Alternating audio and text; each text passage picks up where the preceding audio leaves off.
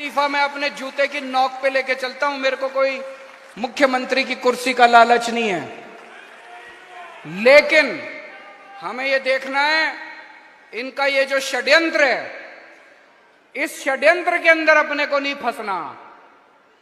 तो मुझे इस्तीफा देना चाहिए या मुझे जेल से सरकार चलानी चाहिए, इस बारे में मैं अलग अलग लोगों से सबसे चर्चा कर रहा हूं।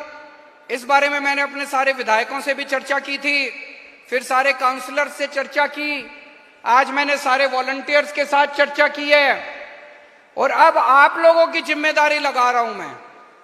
दिल्ली की जनता ने हमें बहुत प्यार दिया है, हम दिल्ली की जनता की मर्जी के बिना कुछ नहीं करेंगे।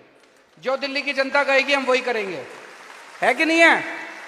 तो अब आप लोगों को दिल्ली में घर घर जाना है, घर घर जाके जनता से पूछना है क्या करना चाहिए, नुक्कड़ सभा करनी है। जैसे आपको याद है जब सबसे पहले हमारी सरकार बनी थी 28 सीट आई थी, हमें कांग्रेस से समर्थन लेना है कि नहीं लेना, हमने जनता से पूछा था, जनता ने कहा ले लो, हमने ले लिया। अभी ये भी एक वैसा ही, हम दोराहे के ऊपर खड़े हैं, पार्टी दोराहे के ऊपर खड़ी है। आप लोगों को घर घर जाना, जाएंगे सब लोग, समय देना पड़ेगा, मेहनत करनी पड़ेगी। अगले 10 से 15 दिन के अंदर हमें पूरी दिल्ली छान मारनी है, घर घर में जाना है, जनता से पूछना है कि क्या इस्तीफा देना चाहिए या जेल से सरकार चलानी चाहिए। जो जनता कहेगी, जनता का हुक्म हमारे सर माथे पर। तो अब इन्होंने एक षड्यंत्र रचाया है, शराब घोटाला। मैं आपसे पूछना चाहता हूं, शराब घोटाला दिल्ली में हो रहा है, गुजरात में हो रहा है। गुजरात में कितने लोग मर गए जहरीली शराब पी के, रोज सुनने में आता है 100 लोग मर गए, 50 लोग मर गए, 150 लोग। घोटाला तो वहां हो रहा है, यहां कौन सा घोटाला हो रहा है? कह रहे शराब घोटाला हो गया, शराब घोटाला हो गया। अभी अखबारों में पढ़ रहा था हरियाणा में इतना बड़ा शराब घोटाला हो गया, दिल्ली में कौन सा शराब घोटाला हो गया? अभी जब सुप्रीम कोर्ट में सुनवाई हुई शराब घोटाले की, जज बार बार पूछ रहा है सीबीआई वालों से, एक तो सबूत दे दो, एक तो सबूत दे दो।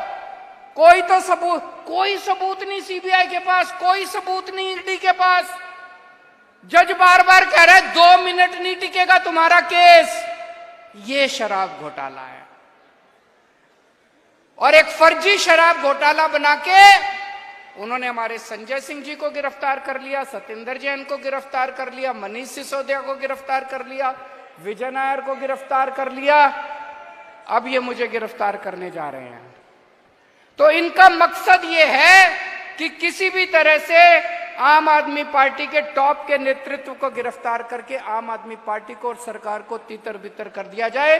इस तरह से नरेंद्र मोदी जी दिल्ली के अंदर अपनी सरकार बनाना चाहते हैं।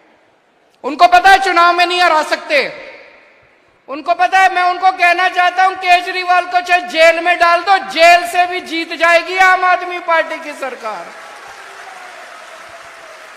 मैं नरेंद्र मोदी जी को कहना चाहता हूं, मोदी जी इस जन्म में तो आप हमको नहीं हरा सकते दिल्ली के अंदर आम आदमी पार्टी को, आपको दूसरा जन्म लेना पड़ेगा, इस जन्म में तो नहीं हरा सकते आप आम आदमी पार्टी को दिल्ली में। इसका सबसे बड़ा कारण क्या है? ये हमें काम में लोग हमारे को क्यों वोट दे रहे हैं, दिल्ली के लोग हमको क्यों वोट दे रहे हैं, पंजाब के लोग हमको क्यों वोट दे रहे हैं, गुजरात के लोग हमको क्यों वोट देने लग गए? केवल काम की वजह से। हम काम करते हैं, जो काम हम करते हैं वो जनता ने आज तक 75 साल में देखा नहीं था।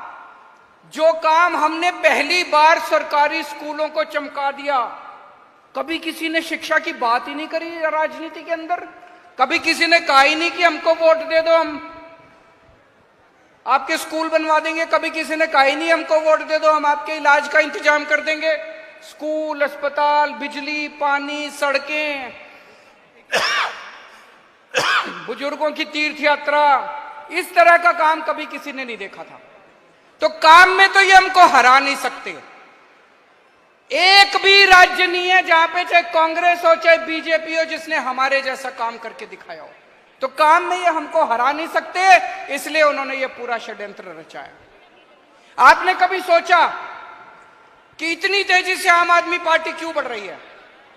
काम तो कर ही रहे हैं, लेकिन हमारा जो वैल्यू सिस्टम है, आम आदमी पार्टी सच्चाई के रास्ते पे चलती है, ईमानदारी के रास्ते पे चलती है, देशभक्ति के रास्ते पे चलती है। आम आदमी पार्टी इंसानियत के रास्ते पे चलती है।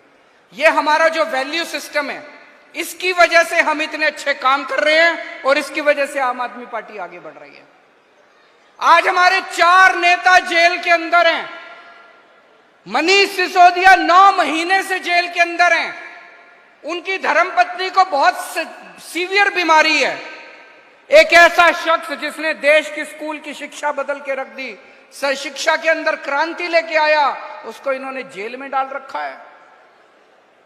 सतेंद्र जैन 1 साल जेल के अंदर काट के आए, अभी मेडिकल बेल के ऊपर है। एक ऐसा शख्स जिसने सबका इलाज मुफ्त कर दिया, सबकी बिजली मुफ्त कर दी, वो 1 साल से जेल के अंदर है। उन लोगों ने बहुत बड़ी कुर्बानी करी है, हमारे नेताओं ने बहुत बड़ी कुर्बानी करी है।